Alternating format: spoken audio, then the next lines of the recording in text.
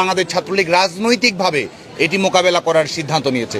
যারা নৈরাজ্য করবে, রাজাকারদের তোষণে রাজনীতি বাংলাদেশে যারা বাস্তবায়ন করার চেষ্টা করবে, আমরা সম্পূর্ণ প্রস্তুত রয়েছি।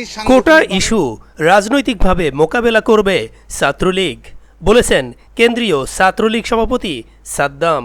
প্রিয় দর্শক, অনুরোধ রইল ভিডিওটিতে একটি লাইক দিয়ে আমাদের ইউটিউব চ্যানেলটি সাবস্ক্রাইব করে দিবেন এবং ভিডিওটি সম্পর্কে আপনার মূল্যবান মতামত কমেন্টস করে জানাবেন। কোটা ইস্যু রাজনৈতিকভাবে মোকাবেলা করার ঘোষণা দিয়েছে বাংলাদেশ ছাত্রলীগ।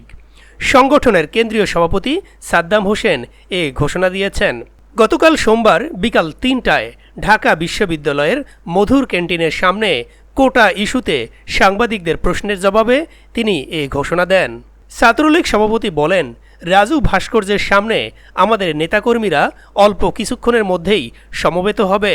সেখান থেকে আমরা আমাদের পরবর্তী কর্মসূচি ঘোষণা করব।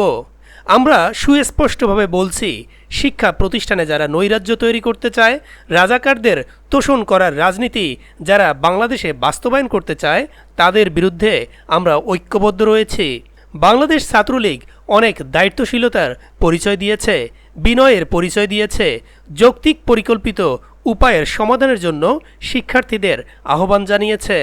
তিনি বলেন, তবে আজকের যে আন্দোলন তা সম্পূর্ণভাবে কন্ট্রোল করছে যারা আমাদের মুক্তিযুদ্ধ চেতনা একটা সম্পূর্ণভাবে অবিশ্বাস করে। তাদের হাতে আন্দোলনের রিমোট কন্ট্রোল চলে গেছে, যে কারণে বাংলাদেশ ছাত্রলীগ এটিকে রাজনৈতিকভাবে মোকাবেলা করার সিদ্ধান্ত নিয়েছে। আমরা সম্পূর্ণ প্রস্তুত, সাংগঠনিক ও রাজনৈতিকভাবে আমরা এটাকে মোকাবেলা করব। যারা আজকেও বাংলাদেশ থেকে আমি রাজাকার বলার হিম্মত রাখে, আমরা তাদের দেখে নেব।